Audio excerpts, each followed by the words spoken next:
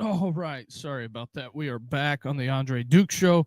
If you guys could do us the biggest favor, hit that like and subscribe button. I think I have fixed some of the technical issues. I am working on that, and I also apologize for being late. Appreciate everybody if this is your first time here, especially if you're watching on X. If you want to come on over to the YouTube side of things, it's more interactive. So that is kind of what we got going. Appreciate everybody for tuning in, hitting that like and subscribe button. That helps us a ton. Just getting back over to some of the stuff. It's gonna be a quick show tonight. Got started a little late, a little tech issue that I think I finally have figured out. So there is that. Tons of college hoops on tonight. If anybody out there really cares, I know some of the teams that had good playoff runs, a lot of their schools are eliminated. So that's kind of where we're at. But we'll kick tonight's show off with some of the thumbnail topics, a little bit of a shakeup, and also some lawsuits flying. So this should be fairly interesting. But like I said, it's going to be a short one. We'll get everybody out of here quick, fast, and in a hurry. There's been a new eligibility lawsuit filed against the NCAA. Another quarterback, let's see who it is.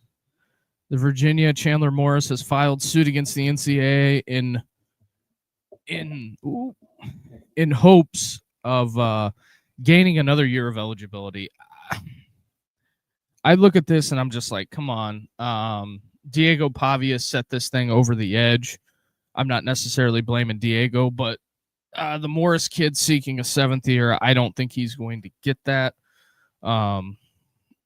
So that's just kind of my thoughts on it. I think it's done. He's 25 years old. For one, being 25 years old and not ready to be done with college is bizarre, but I get it. This is going to be probably one of the last big paydays. The NFL Combine coming up this weekend.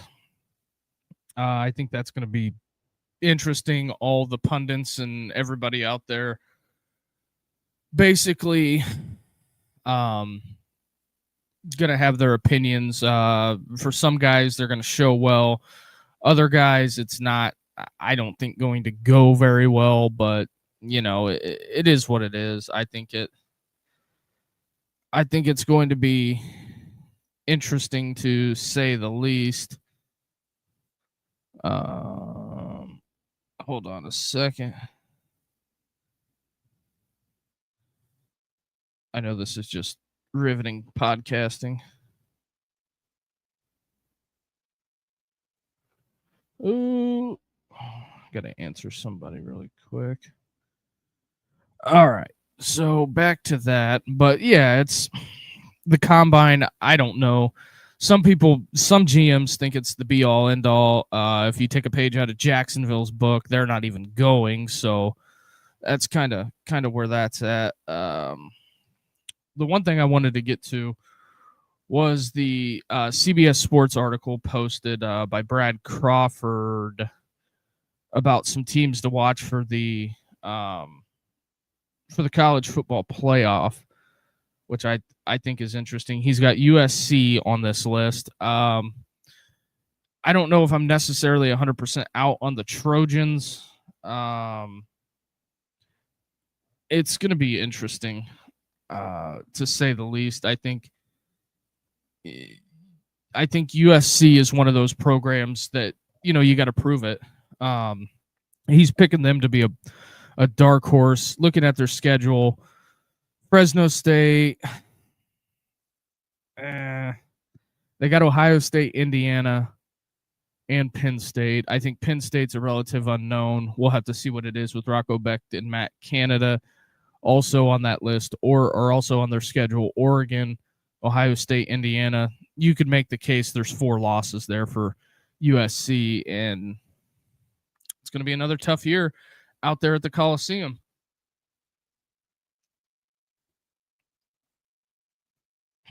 And also right now, the college hoops game's on. I took NC State +6. They are getting destroyed by UVA. If they can make a run, they got to get back in it.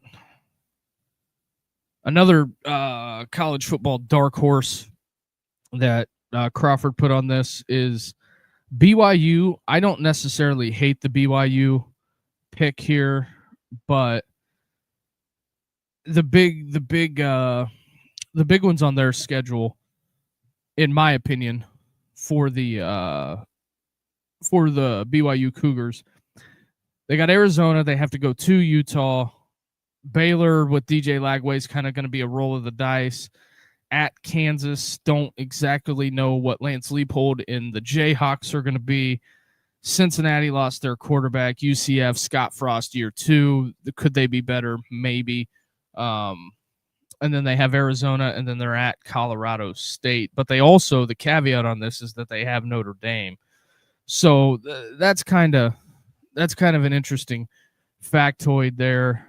You can make the case for BYU, but I think they've got to win the Big 12. And then also that Brad Crawford's got on this list, he's got Oklahoma State. I think it's going to be interesting, to say the least, with the Oklahoma State stuff. They got Eric Morris comes over from North Texas, completely air show, lit it up all over the place at North Texas. I think that looking at it, it's going to be interesting. Mestamaker going to be their guy. I think that it's going to, I don't know if it's going to bode well for them, but it's definitely going to be interesting, to say the least. Their schedule, they've got Tulsa, which that's a big game, and it's at Tulsa. They got Oregon again. Oregon comes to Stillwater. Murray State should be a dub. I don't think Houston will be a walk in the park, and they're at Houston. And then they have Colorado at Iowa State. I think Oklahoma State could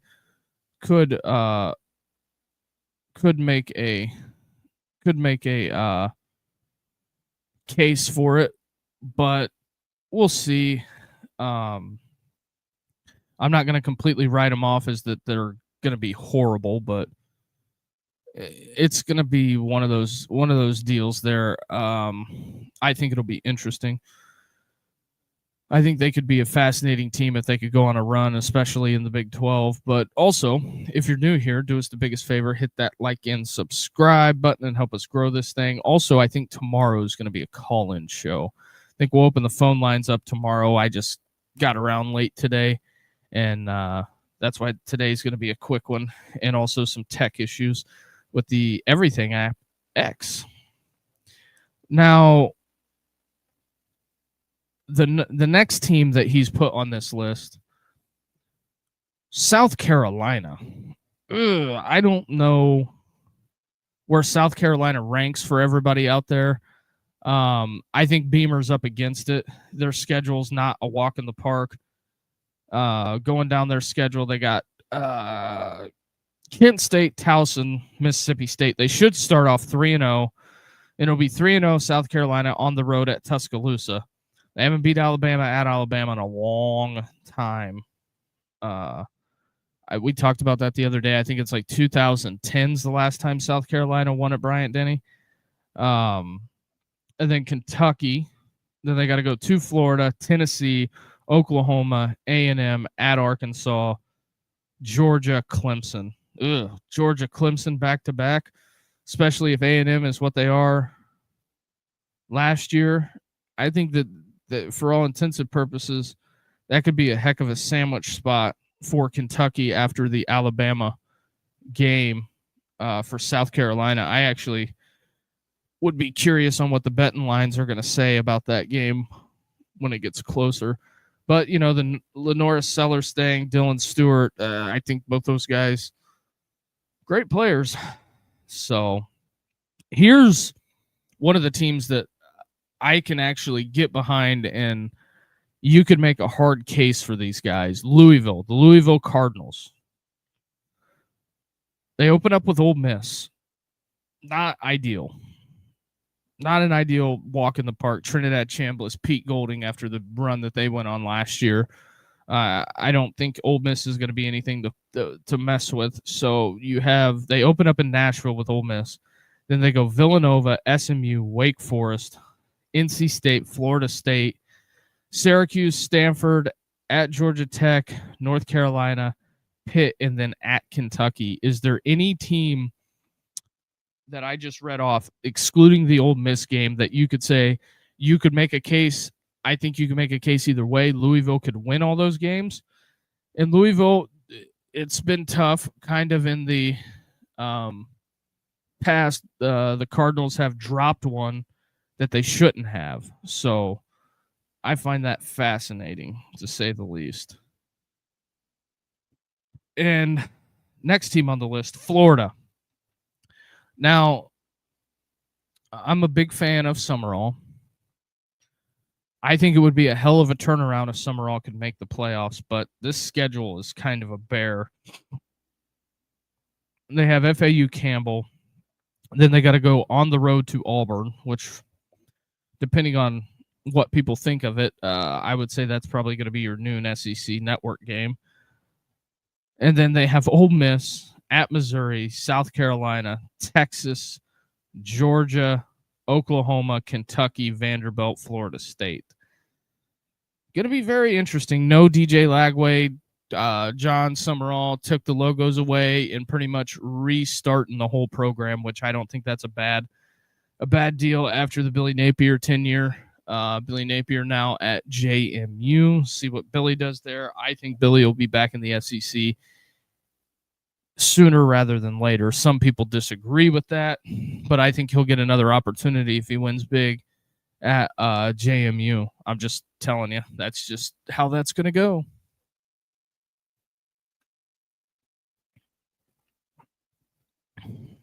But I also think that people shouldn't judge the Florida tenure as harshly as it is, because the expectations are insane.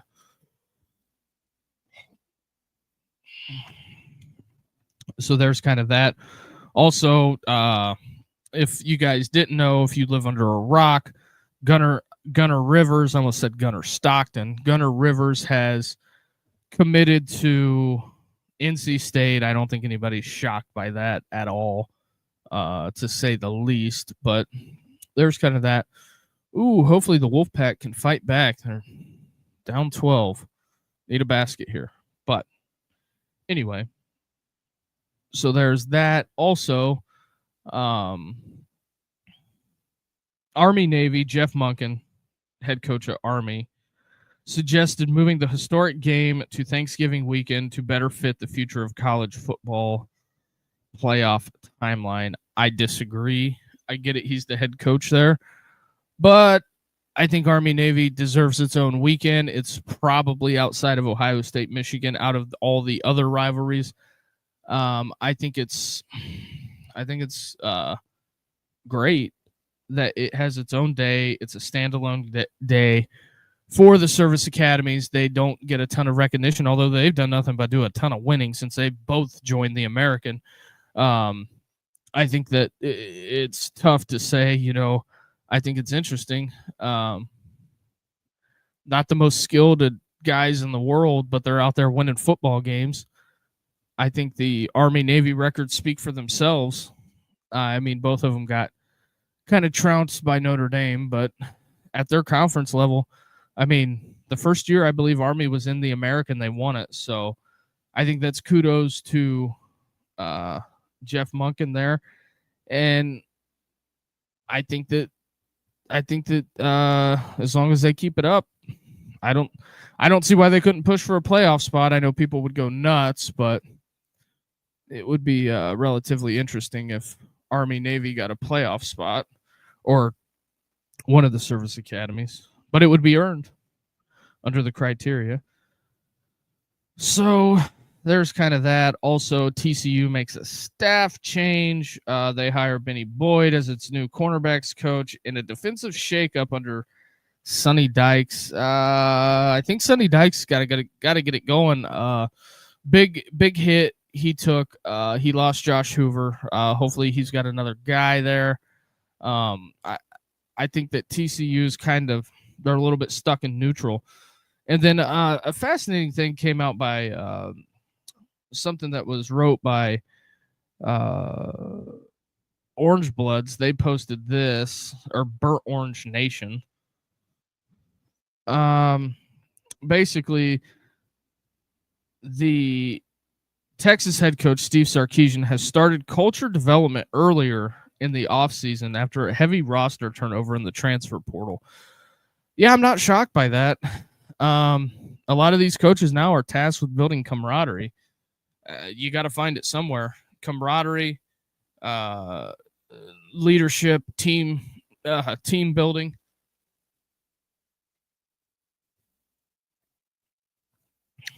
It's definitely got to come from somewhere, because I'm not picking on Dion in Colorado, but I'm just saying, you're bringing over 150 kids over a 3 to 4 year period. What's the identity and what's your program look like? So I think Sarkisian's dealing with some of that, but we'll see. We'll see where it shakes out for old Sark. A debate that I had seen that went on today, I thought was interesting. I seen on Twitter. It was the greatest Louisiana number 9s. I think you guys should drop it in the chat what you think. The greatest Louisiana number 9s: Joe Burrow, Bobby Boucher, and Drew Brees, all donning the number 9. I think that's fascinating to say the least. Very interesting stuff. So I think, what a fun little way to spark up some debate.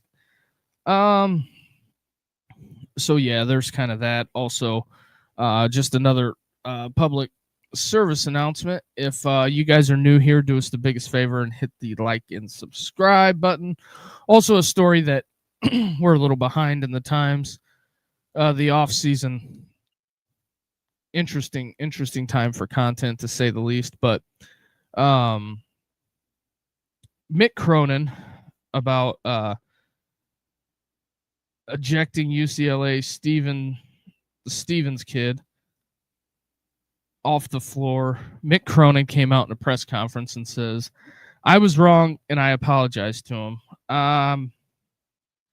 I think that is one of the very interesting things that is to come out of the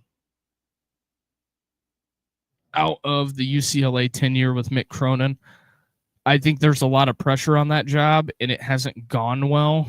And I don't mean by regular season pressure. I think it's lack of postseason success that I think that Cronin is lacking there. So I think it could get interesting, and that press conference is going to be a little interesting for the NC State. Interesting stuff. They are kind of getting undressed right now, but nevertheless, we are here. But yeah, I think the Mick Cronin stuff hasn't hasn't gone well as a whole. But, UCLA, there's a lot of expectations and a lot of pressure, a lot of tradition of winning there. So I look at it as they've got to maximize it. And Kentucky is in a dogfight with South Carolina. What is going on? Not that I'm trying to make this about Kentucky, but dude, like, what are we doing here?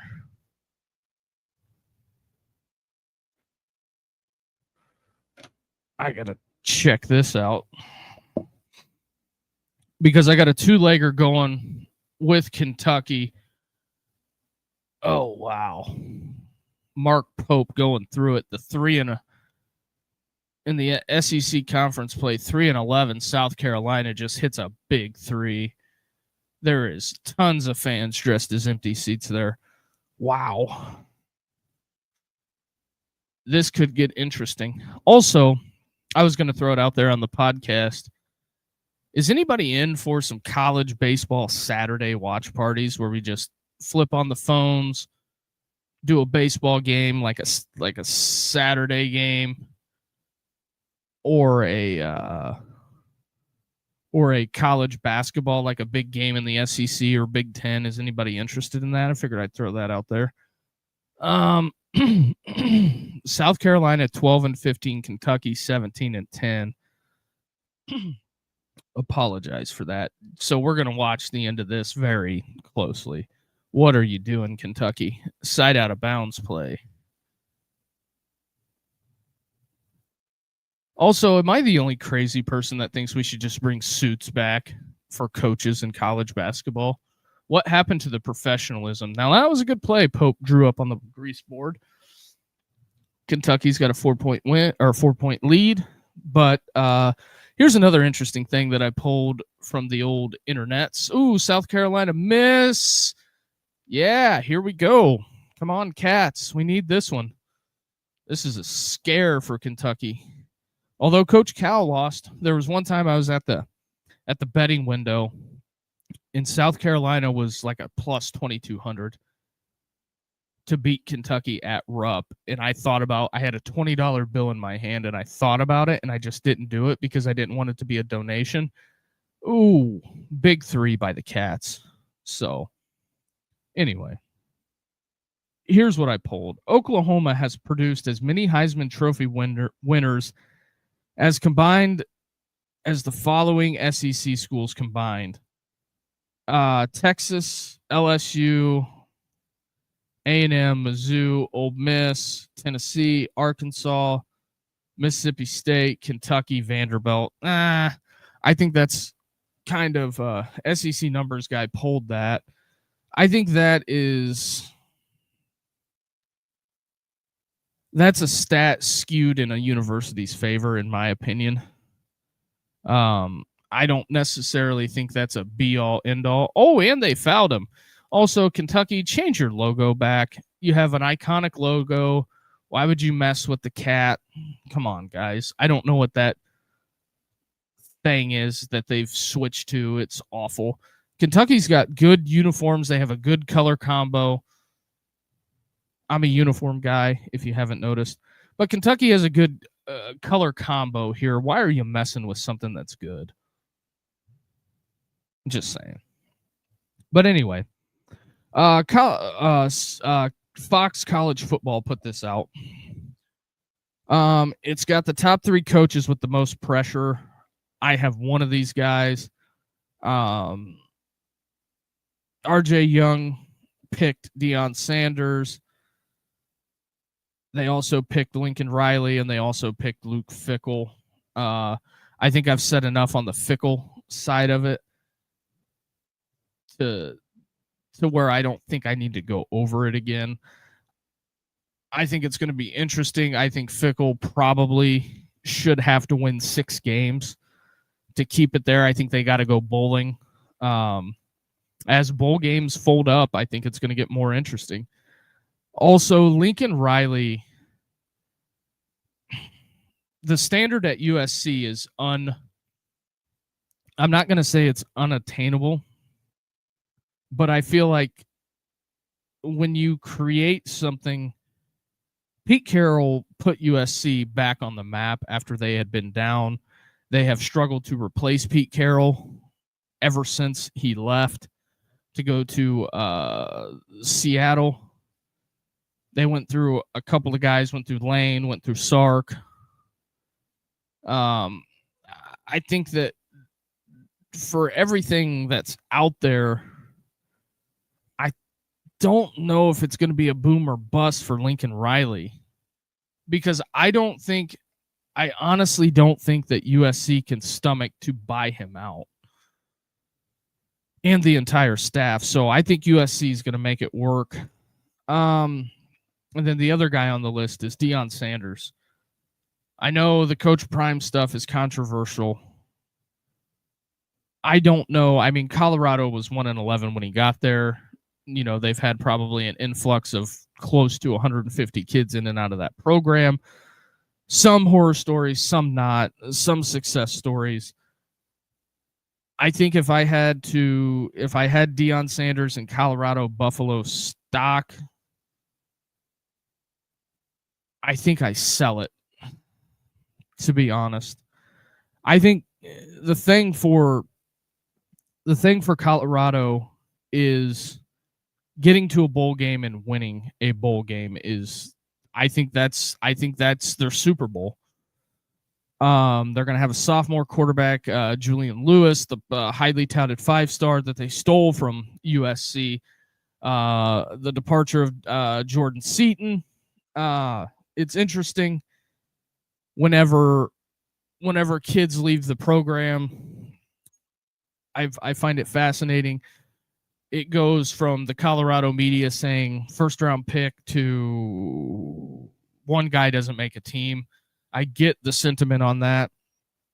I think covering the Colorado stuff in general is a very fascinating endeavor. I think you have to handle it with kid-like gloves, because if you're somebody on their beat, you essentially, if you ask the wrong question or write a story that somebody doesn't like, they are going to shun you from the program. All right, Cats go up 11. All right, we needed that one. Needed that victory for the day. Kentucky got scared late, and they rally.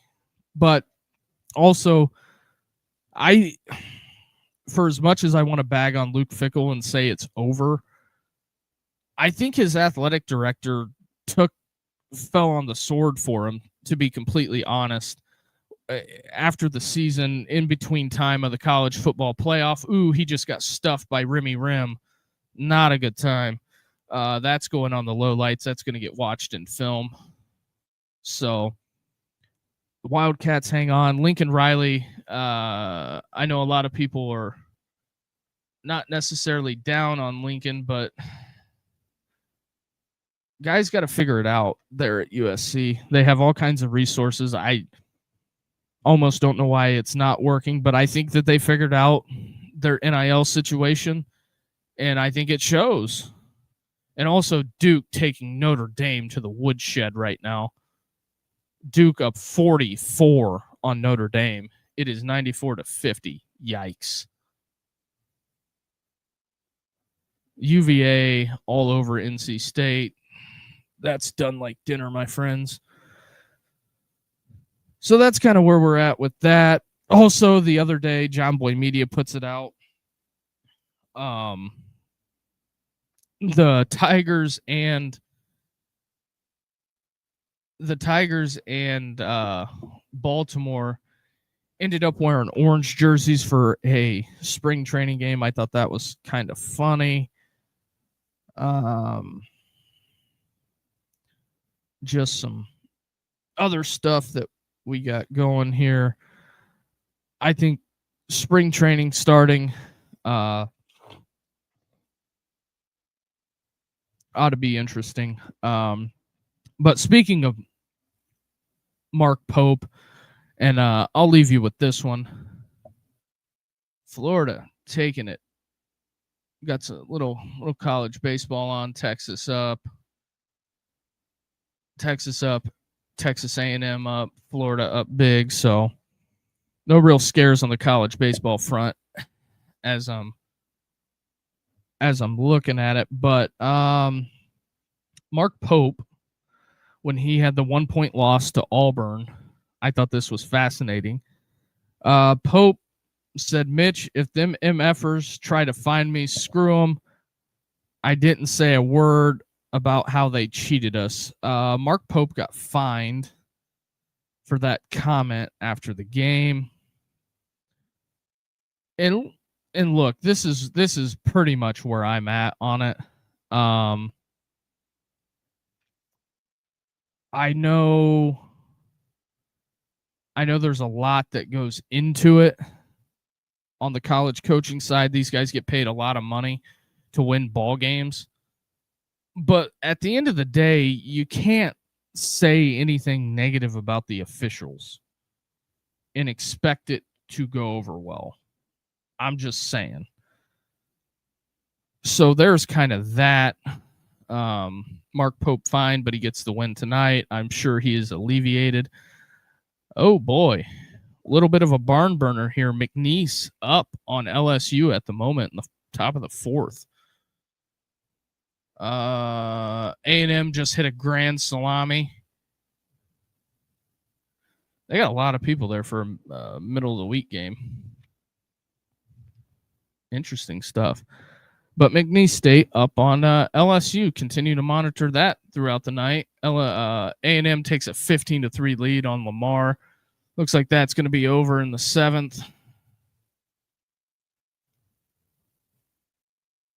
So we shall see.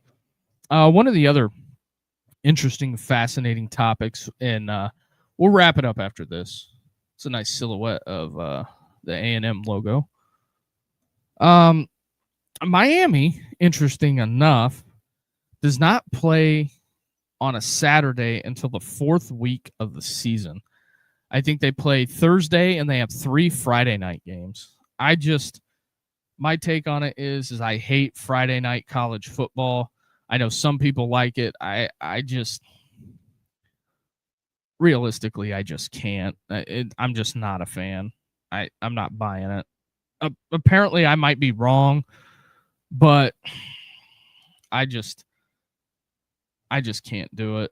Friday night college football is just an absolute stinker to me. I know some people will probably vehemently disagree, but I think that for everything being said, I think that's just what it is for me. I can't get behind it, to be completely honest. So I guess that's kind of where we'll cut it off for this evening.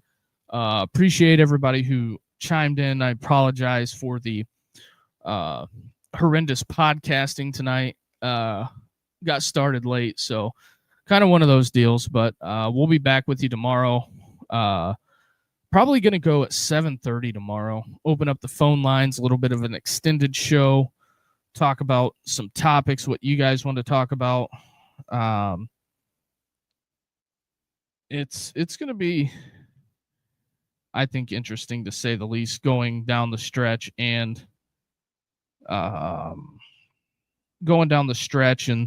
what we're looking at, what we're dealing with. I kind of like it. Some people absolutely despise the offseason. I don't think it's the be-all, end-all. Just kind of one of my takes on it. Yeah, NC State, you got taken to the woodshed, my friends. So there's kind of that. Appreciate everybody. Do us the biggest favor. Hit that like and subscribe button, and we'll see everybody tomorrow, 7:30. Phone lines will be open, talking about kind of whatever you guys want to talk about. College football, college basketball, or baseball stuff. So baseball's not going to probably heat up until the tournament rolls around. We'll have some of that going on, and amongst the myriad of other things. And then we just got to get through June and July until camp starts. So appreciate everybody. If it's your first time here and you like the content, do us the biggest favor, smash that like and subscribe button, and we will talk to you guys tomorrow. Have a good night, everybody.